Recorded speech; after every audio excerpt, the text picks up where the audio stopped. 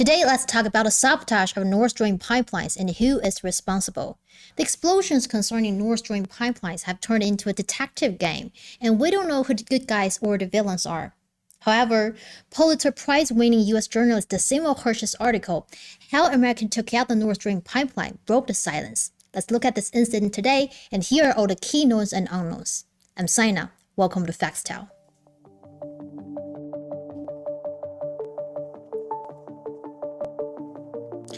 When I read the article, I was literally wowed. It's a long article, about 10 to 15 pages, but it is worth reading. I strongly recommend that you take a look for yourself.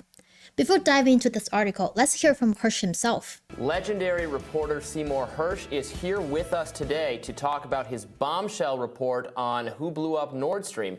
His report pointing fingers at the U.S. involvement in the destruction of the pipeline. He says the CIA blew it up and lied about it, and he's here with us to expand on his reporting and respond to criticisms. Great to see you, Mr. Hersh. Thank you so much. Sure. Let's start with my criticism about what you just said.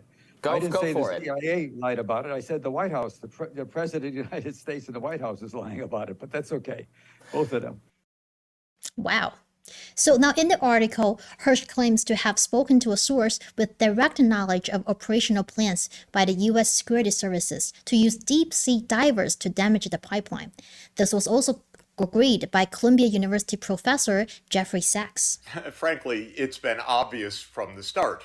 This was not an easy operation to carry out. It's the kind of operation that the CIA and other covert parts of the U.S. government do carry out rather routinely, by the way. They blow up lots of infrastructure over time, try to keep it hidden. But it was hard to keep this one hidden because the United States was basically the only country with the motive, the means, and rather remarkably, having announced beforehand that the intention was to end Nord Stream. And this is the announcement beforehand that Professor Sachs was talking about. There will be no longer a Nord Stream 2. We will bring an end to it. How will you do that exactly, since the project and control of the project is within Germany's control? We will, I promise you, we'll be able to do it. Wow, does that mean President Biden eventually fulfill his promise? Now, according to Hersh, his source said in on top-level meetings chaired by National Security Advisor Jake Sullivan, which were attended by representatives from the President's Office, the CIA, and the State and Treasury Departments to deliberate on how to destroy the Nord Stream projects as early as 2021. So that's like long before Russia-Ukraine conflict broke out. Regarding the operational plan itself, Hersh alleges, with the help of a NATO ally Norway and the knowledge of Swedish and Danish officials, the U.S. used the military alliance Botops 22 drills as cover to plant C4 explosives along the pipelines. The charges, he claims, were detonated with sonar 3 months later. It is clever, isn't it? Planting something 3 months before detonation is like a time bomb with an exceptionally long fuse. If I were the pipeline, I would freak out within a week, watching a bomb ticking on my body. Those pipelines must be tough to last for 90 days. And now let's talk about Russia. Right after the attacks, Russian President Vladimir Putin said this: "The sanctions were not enough for the Anglo-Saxons. They move on to sabotage. It is hard to believe, but it's a fact that they organized the blasts on Nord Stream international gas pipelines." After the publication of Hersh's article, Russia began talking to the UN about conducting an independent investigation.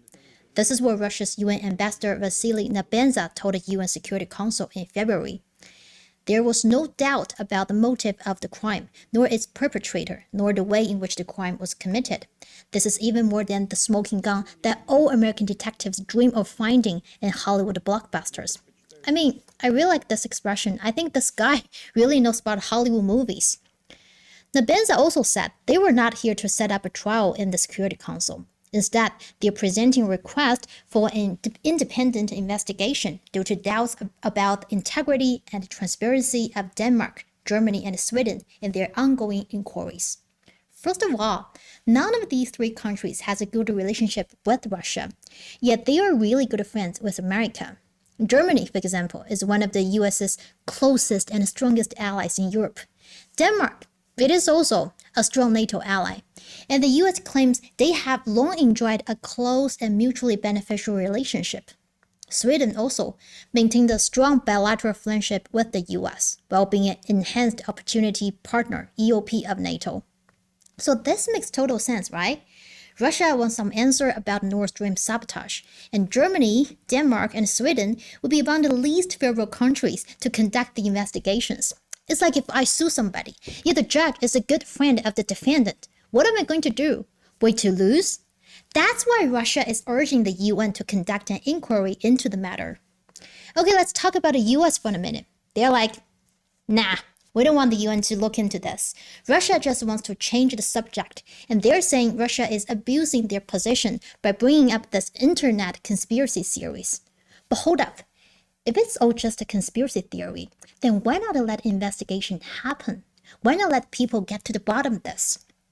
The US Ambassador John Kelly is also like, no way, we didn't do it. These accusations are completely false. And he's saying the UN resources should not only be used when states are unwilling or unable to investigate themselves. But Russia doesn't think the current inquiries are impartial. So what now? You might start to wonder why the US acting all suspiciously and trying to block investigations. Here's one reason Hersh gave us. The worry we always had about Russia, always with its great resources of natural gas, they have they just have tons of it, gas and oil, and the worry was that Russia was weaponizing this gas. It was using it to get leverage in Western Europe and Germany, and that was always something that was problematical for us. We wanted to keep Russia from having energy power. The energy weapon. So what the US wants to do is take away Russia's energy weapon. But the thing is, it's not an energy weapon at all. It's trading. Germany buys gas from Russia, Russia buys things from Europe, and the US is selling things to Germany. But there are people in the US portraying trade as dependence. Not so much, except if you're planning to make an enemy of this counterpart. So we now consider trade completely militarized in general. I acknowledge, I think the whole view of trade has changed among these US neocons. Now it's all called dependency, and you can't even trade with China anymore. That's dependency. So yes, if you view the world in a zero-sum struggle for who's on top, then yes, this looked like a wrong idea. If you view the world as Russia's trying to sell something, Germany's trying to have a competitive international economy, then no, I don't buy it. See? In a statement, September 2022 statement from U.S. Secretary of State Antony Blinken, he says it's a tremendous opportunity to once and for all remove the dependence on Russian energy and thus to take away from Vladimir Putin the weaponization of energy as a means of advancing his imperial designs. But let's admit it. Trade is not dependence, it's just trade. But once it is viewed as a weapon, the US won't let others to have it. It wants to control the weapon itself. So when it comes to geopolitical issues, there's always one golden rule. Follow the money. Let's look at American energy market, with US liquid and natural gas exporters boosting shipments to Europe by more than 137% in 2022 compared to 2021. Now we know who is making the big money. Let's check out the plaintiff. From Russia's point of view, they're freaking out about the national security and all that jazz. The Nord Stream pipelines are like their babies. It's like the ultimate way for Russia to trade energy with Europe and keep their diplomacy strong. Plus, losing it would be a huge blow to their bank account. Bear in mind, 50% stake in the Nord Stream pipelines is owned by Gazprom, a majority Russian state-owned company. We're talking about one of the country's largest taxpayers, and nobody in Russia gonna mess with that. So why on earth would Russia blow up its own pipelines and suffer all these losses? I mean, zero benefits, man.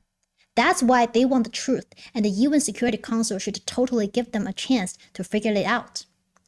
Yet the current situation is Sweden and Denmark just couldn't find the answer. It's like if you don't trust the judge, you want to change them up, right? So why can't we do the same here? Let's get someone else to find out what's really going on. Now, Hirsch's article has done an example, and many people actually believe him. I would say establishment media do not like to hear what Mr. Hirsch has to say. They did not like it when he revealed the massacre at My Lai in Vietnam.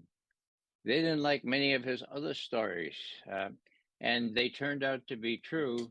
Sometimes you have to wait a while. But meanwhile, you look at the credibility of that reporter against the credibility of those who criticize him. And on this case, Sy Hersh wins hands down.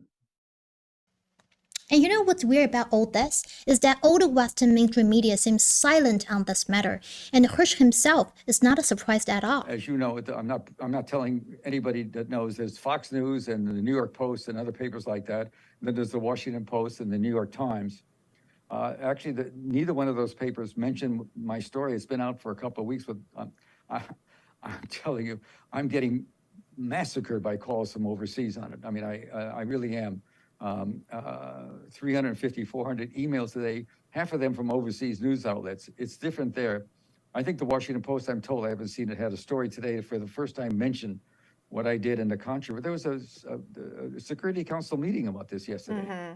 And the New York Times hasn't mentioned it yet. I see what's going on, the polarization of the press that didn't exist. I joined the Times in '72 because, and there was no question about what I could do. It's the halcyon days. It's different now.